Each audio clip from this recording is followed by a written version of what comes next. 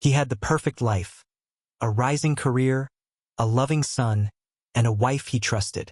But one unexpected message shattered everything. Instead of breaking down, he made a choice: expose the lies, protect his son, and reclaim his future. This is a story of betrayal, strength, and the power of starting over. You won't want to miss how it ends. Elias Mercer sat through the budget review meeting with a familiar sense of monotony, his focus shifting as his phone vibrated beside his notepad. A glance downward sent a chill through his spine. The message was from Reed Ashford, a longtime friend whose texts never carried urgency unless it was serious. The message was stark. "Call me. It's about Delilah." Elias stepped out of the room, his footsteps echoing against the polished tile as he made his way to an empty corridor. The overhead lights felt harsher than usual, casting a sterile glare over everything. He dialed Reed's number, bracing for the worst. Reed's voice came through, low and tight. He had seen Delilah in Avalon Bay, a coastal city Elias had never been fond of. She was with Ronan Blackwood, the executive director of her department. The image Reed described, the two of them entwined on the beach, laughing and oblivious to the world, lodged itself like a splinter in Elias's mind. He thanked Reed, his tone detached, then returned to the conference room as if nothing had happened. The betrayal gnawed at him, but he buried the ache beneath a layer of professional detachment. The meeting continued, numbers were thrown around, but none of it registered. He was planning now, not revenge, not yet, but clarity. That evening, Elias returned home to find Delilah casually scrolling on her tablet in the kitchen, wine glass in hand. She greeted him with her usual soft charm, her words rehearsed. She spoke of dull meetings and endless hotel meals. Elias listened without interruption, storing every false note in her speech like evidence. He nodded occasionally, his expression unreadable. He excused himself and disappeared into his study, locking the door behind him. Rage simmered under his skin, but he controlled it. There was a child to think of, Miles, their son, who deserved none of the fallout. Over the next few weeks, Elias immersed himself in work. His role in a regional flood mitigation initiative demanded focus, and he gave it everything. His colleagues noted his unwavering dedication, unaware of the storm raging beneath the surface. At night, he was meticulous. He began collecting evidence, timestamps, phone records, even surveillance footage. He hired Cormac Bell, a private investigator known for his discretion. Within days, Cormac's findings confirmed what Reed had witnessed. Delilah and Ronan had been entangled far longer than Elias had suspected. Delilah, perhaps emboldened by her own self-deception, became increasingly dismissive at home. She returned later from work, her eyes flickering with contempt whenever she looked at Elias, convinced he was still in the dark. But he saw everything. He watched Miles closely, noting the boy's growing silence, his unease in the heavy air that now occupied their home. Elias refused to let the truth scar his son. He maintained the illusion of normalcy: breakfasts, school drop-offs, weekend activities. But inside, he was building a foundation for the future, one carefully measured step at a time. One night, Miles hesitated on the staircase, casting glances between his parents. The worry in his eyes pierced Elias deeper than any betrayal could. That night, Elias knew he could no longer delay. It was time to act, not rashly, but with purpose. He reached out to Cormac once more and asked for a recommendation. That's how he found himself seated across from Sable Whitaker, his sister and a respected child psychologist. Over lunch in a quiet diner tucked off a side street, he shared everything. Sable listened intently, her features tightening as he spoke. When he finished, she nodded. "We'll need to prepare Miles gently," she said. "I'll help you, but you need to remain consistent, Elias. He'll follow your lead." Back at home, Elias began drafting financial plans, quietly moving funds into private accounts. He found a modest but warm apartment a few neighborhoods over, close enough for school runs, but far enough to create space. The apartment was soon furnished with care, and more importantly, it would feel like home to Miles when the time came. Meanwhile, Delilah drifted further from reality, hosting social dinners and reveling in the attention she received at work. Elias even endured an evening with Ronan present, watching their subtle glances and inside jokes with practiced calm. It was another brick in the wall he was building between his past and what would come next.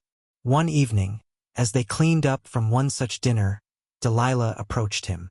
Her voice low, laced with flirtation, she questioned his recent distance. Elias responded with vague words about work stress and deadlines, sidestepping her drunken insinuations. It wasn't the moment for confrontation.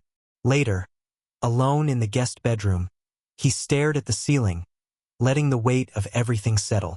The woman he had built a life with had become a stranger. The family they created was standing on fractured ground. But he wasn't going to let it crumble. As the night deepened and the household grew quiet, Elias reaffirmed his resolve. He would protect Miles. He would rebuild. And when the time was right, he would reveal the truth. But only when it could do the most good and the least damage. For now, he planned with clarity, with patience, and with unwavering focus. The storm had only just begun. The cold morning air clung to Elias Mercer as he stepped outside before sunrise, suitcase in hand. There was no flight to Anchorage, no emergency project. That was the cover story, a fabrication polished to perfection. What awaited instead was solitude and preparation. He drove across town to the apartment he'd quietly rented weeks earlier. It was modest, modern, and quiet, just what he needed. The furnishings were minimal but carefully chosen to ensure comfort, especially for Miles. After entering and locking the door behind him, Elias took a deep breath, feeling the tension in his chest ease slightly. This place wasn't just a temporary hideout. It was the beginning of a new chapter. Elias opened his laptop and connected to the surveillance system he'd installed throughout the house days earlier. Cameras, hidden discreetly in common areas, provided a live feed. The decision to spy had come reluctantly, but he needed undeniable proof. His instincts had rarely failed him, and they hadn't now. That very evening, Ronan Blackwood's car appeared in the driveway. Elias watched in quiet disgust as Delilah Rowan welcomed him inside. Their embrace intimate, casual, practiced. They shared wine, sat in the living room laughing like carefree lovers. Every frame was another truth Elias had long suspected but never wanted confirmed. In the days that followed, Elias created routines. Mornings were spent reviewing documents with his legal counsel, Cormac Bell, strategizing every step of the upcoming confrontation. Afternoons were for preparing Miles's transition, meeting with teachers, building a support system. Elias met privately with Darla Keene, Miles's math teacher, and several others. He kept the tone calm and factual, emphasizing stability over drama. Miles is resilient, Darla had said. We'll do our best to ensure he feels supported through it all. Elias nodded, grateful but emotionally exhausted. Each meeting chipped away at his reserves, but also reinforced his resolve. Evenings were the most difficult. He spent them monitoring the camera feeds, gathering clips, timestamping behaviors, and ensuring everything could hold up in court if needed. Ronan and Delilah grew bolder. They cooked in his kitchen, drank his whiskey, and mocked him in absentia. Elias noted every smirk, every touch, every whispered joke. He watched them lounge in the master bedroom, the same place Miles would sometimes crawl into when scared of a storm. That memory alone filled him with cold fire. On the sixth day, Elias reached out to his sister again. Sable met him at a small cafe near Miles's school. She was already seated, thumbing through a folder of age-appropriate resources for children experiencing parental separation. Her expression was serious. "Are you absolutely sure you're ready for this?" she asked, skipping pleasantries. Elias nodded. "He needs to hear it from me, and he needs to understand why." They drove together to Miles's school. The boy emerged, his backpack slung over one shoulder, eyes lighting up at the sight of his father. Elias fought back emotion. He and Sable brought him to a nearby park, finding a quiet bench away from the playground noise. There, Elias knelt down and gently explained the reality. No sugarcoating, no euphemisms. He told Miles that their family was changing, and that Delilah had been seeing someone else. The boy's reaction was heartbreakingly mature. Eyes wide, lips trembling, but no hysteria, just quiet acceptance. Elias showed him selected, carefully edited clips. Nothing too graphic, only enough to affirm the truth. When the clip ended, Miles spoke softly. "That's Mr. Blackwood. I've seen him at Mom's work." Elias nodded slowly, letting the silence stretch, giving Miles space to process. "What happens now?" Miles finally asked. Elias explained the plan. They would go home, he would talk to Delilah and Ronan, and then they'd leave together for the apartment. Miles wouldn't have to stay in that house anymore. To Elias's surprise, his son asked to go with him immediately. "I don't want to stay with her right now," Miles admitted. Elias promised that he wouldn't have to. As they returned home, Elias laid out clear instructions. Miles was to go directly to his room and pack. He was not to come downstairs until Elias called for him. Blake's car was already in the driveway. Perfect. Inside, Elias's presence was met with stunned silence. Delilah's expression faltered. Ronan's bravado turned to unease. Elias didn't shout. He simply played the clips. Their voices echoed in the space they had defiled. Delilah turned defensive. She called it an invasion, claimed he had no right. Elias responded with cool precision. The house, the money, the life they had shared, all desecrated by her actions. He dropped a thick envelope on the table. Divorce papers. Ronan attempted to escape the scene, but Elias stopped him. He detailed the financial discrepancies, corporate expenses misused for personal indulgences. Elias had uncovered everything. At the peak of their unraveling, Miles came downstairs, suitcase in hand. He saw his mother, saw Ronan, and turned his back without a word. "We're leaving," Elias said calmly. "My attorney will be in touch." Delilah begged, cried, grasped for fragments of what once was. Elias felt nothing but a faint twinge of pity. The woman before him was no longer his wife, just a person who had made choices with consequences. As the door closed behind him and Miles, Elias felt a shift. Not victory, not yet, but something better, momentum. The second act had begun. Elias Mercer stood by the window of his new apartment, the early morning light creeping across the floor. The day after confronting Delilah Rowan and Ronan Blackwood had been quiet, but only on the surface. Below it, everything was shifting. The battle lines were drawn. He had already met with Cormac Bell that morning. The lawyer was sharp as ever, flipping through pages of legal documents while sipping bitter coffee. "She's hired Lyra Dane," Cormac said, not even trying to hide his irritation.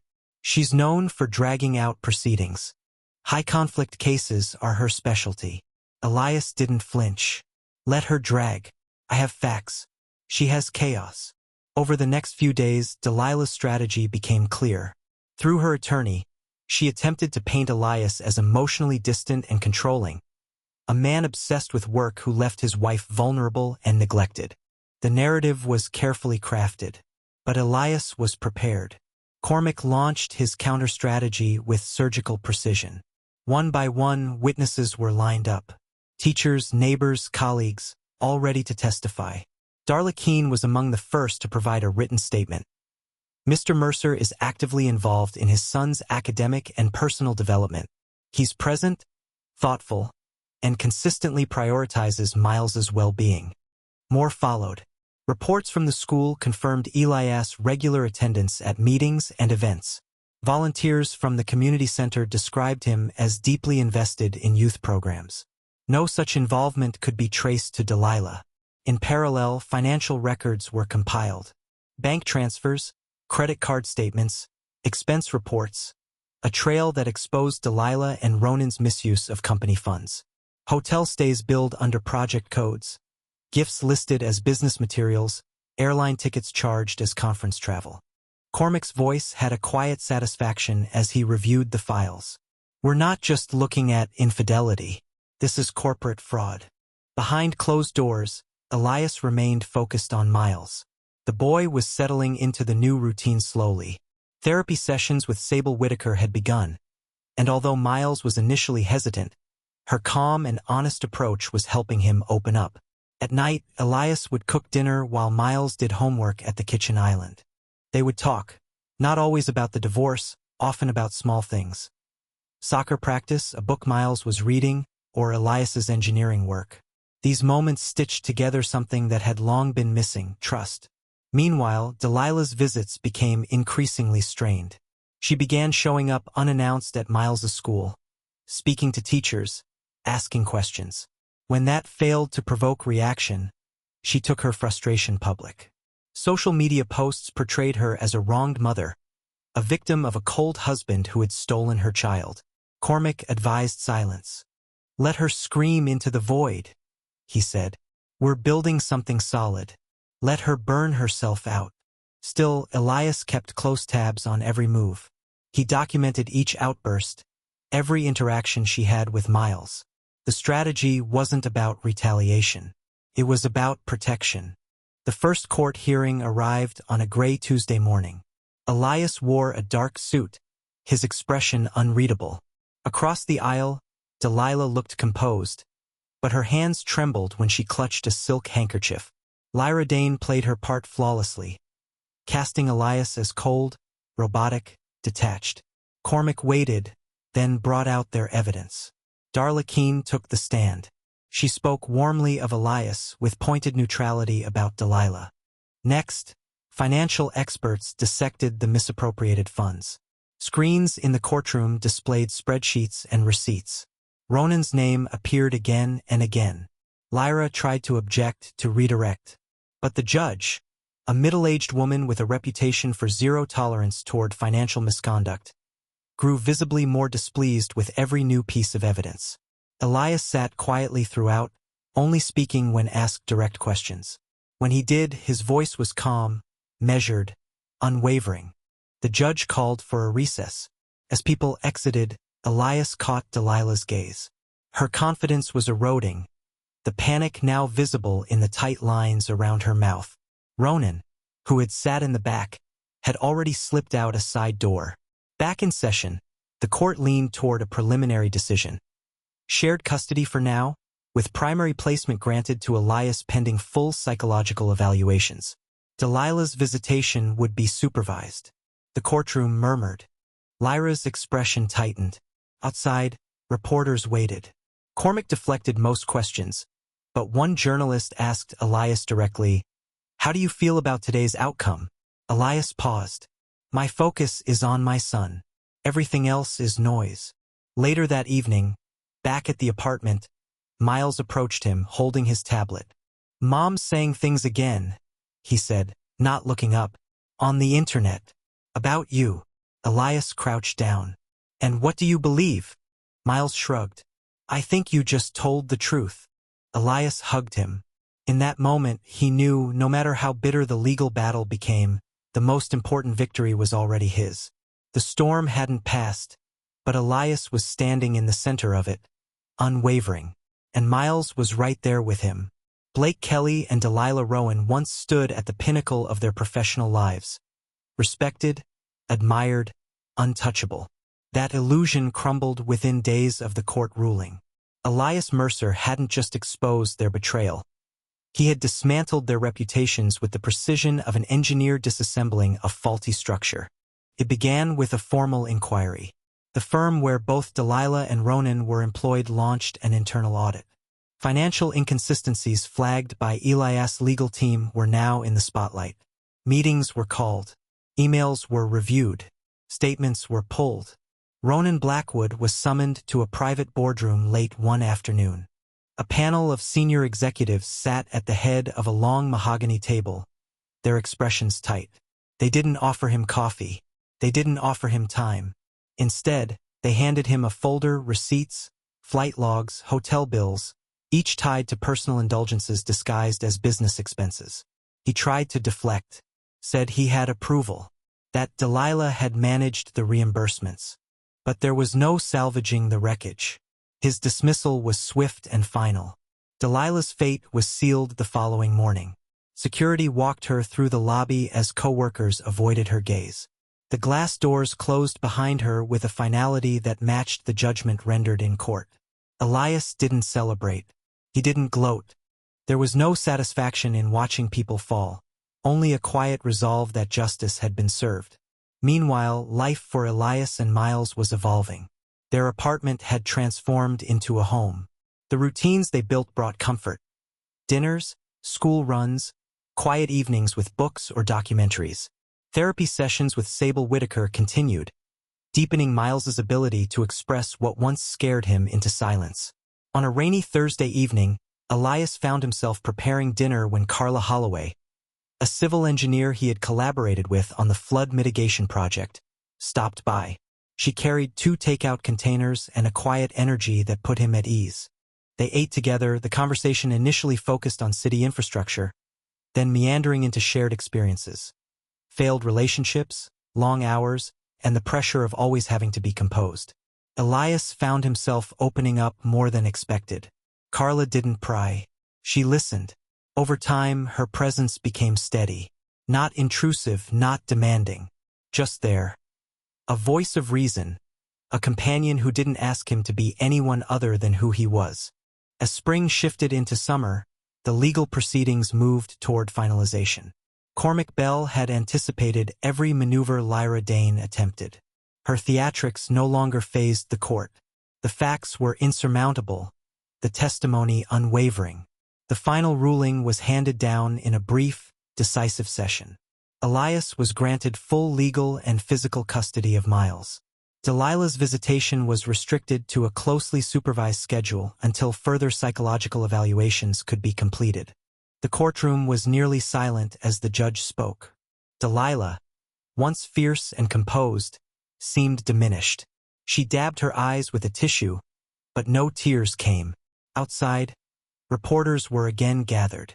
Cormac gave a short statement about accountability and the importance of protecting children during contentious separations. Elias said nothing. He took Miles by the hand and walked away. Back at their apartment, a quiet celebration unfolded. Sable brought over Miles's favorite cake. Carla joined, offering a bottle of sparkling cider. They toasted not to the downfall of anyone, but to the strength it took to endure. Delilah tried briefly to regain control. She made promises to Miles during supervised calls, offered gifts, proposed trips. But the boy had grown. He saw through the effort. After one particularly strained conversation, he told Elias, "She's still pretending nothing happened." Elias didn't respond with bitterness. He only said, "You get to choose who you let into your life." Summer passed with slow days and deepening trust. Elias and Carla began spending more time together. They took Miles to the Science Museum, then to local parks and weekend farmers markets. What began as cautious friendship grew into a quiet, respectful connection. By early autumn, Miles asked a question over breakfast. "Is Carla going to be around more?" Elias hesitated only for a second. "Would you be okay with that?" Miles nodded. "She makes you smile again." Elias looked at his son, struck by his awareness. In that moment, he realized how much they both had grown. Not just survived, but rebuilt. The pain hadn't disappeared, but it no longer ruled their lives. What remained was something stronger: resilience, clarity, and a bond forged through fire. The past was still there, like an old scar, but it no longer bled, and every day forward was a step into something brighter. 5 years later, the echoes of that storm had softened, transformed into distant thunder. Elias Mercer stood on the back porch of their new home, the warm spring air filled with the sound of laughter. Inside, Carla Holloway and Miles were setting the table for dinner, their easy rhythm speaking of years of quiet stability. Elias allowed himself a moment to breathe it all in, the peace, the hard-earned serenity. Delilah Rowan's name had become a footnote, a shadow rarely mentioned. After her supervised visitation rights had gradually diminished due to ongoing manipulation and failed court reviews, she'd eventually moved out of state. Last Elias heard, she worked the night shift at a discount retail store, a far cry from her once polished executive life. Her social circle had vanished, job offers dried up, and her attempts to rebuild bridges with Miles were now confined to brief, obligatory holiday phone calls. Ronan Blackwood's downfall had followed a similar trajectory. Dismissed in disgrace, blacklisted from corporate leadership, he'd attempted to start a consultancy, but few were willing to partner with someone whose name was associated with both ethical failure and scandal. Rumor had it he was working at a mid-tier dealership outside the city, selling second-hand sedans to clients who didn't know who he used to be. Meanwhile, Elias's life had unfolded like the slow rise of the tide. His flood mitigation project had not only succeeded but had become a model studied by urban planners nationwide. He'd received 2 awards in the years following, his name now attached to innovative water management across the region. Offers came often, but he remained loyal to his team, choosing impact over acclaim. Carla had stayed, turning down a West Coast position to remain by Elias's side. Their relationship grew from quiet evenings and mutual respect into something that neither had dared hope for after the pain of their pasts. They married in a small ceremony 2 years after the custody ruling, with Miles standing proudly beside them as best man. Sable Whitaker, ever the anchor, remained integral to their lives. She became not only the aunt who knew how to explain hard things, but also the one who hosted Sunday dinners, helped with school projects, and reminded them to rest. Even Reed Ashford, the friend whose truth had started it all, was never far. He'd become Miles's godfather, the one who showed up with last-minute movie tickets or cheered too loudly at soccer games. As for Miles, now 15, he had grown into a thoughtful, perceptive teenager. His early pain had become a quiet strength. With the help of therapy, his father's constancy and Carla's warmth, he navigated adolescence with more grace than most adults managed in their own lives. His passion for environmental science had blossomed, and Elias recognized in his son the seeds of a future even brighter than his own. That evening, as the sun dipped below the horizon, Elias raised a glass at dinner. "To truth," he said. Miles clinked his glass against Carla's. "And to moving on." They ate together in the kind of silence that only comfort allows, filled not with words, but with the presence of people who had chosen each other, again and again. Later that night, Elias stood once more on the back porch. The sky was painted with stars, and the distant sounds of life carried from neighboring homes. He thought about all they had lost and all they had gained. He had entered that courtroom years ago a broken man, betrayed and exhausted. Now he stood tall, surrounded by people who mattered, in a life he had built brick by careful brick. There were still memories that stung, scars that hadn't faded completely. But there was no bitterness left, just clarity. He had not merely survived betrayal, he had transcended it.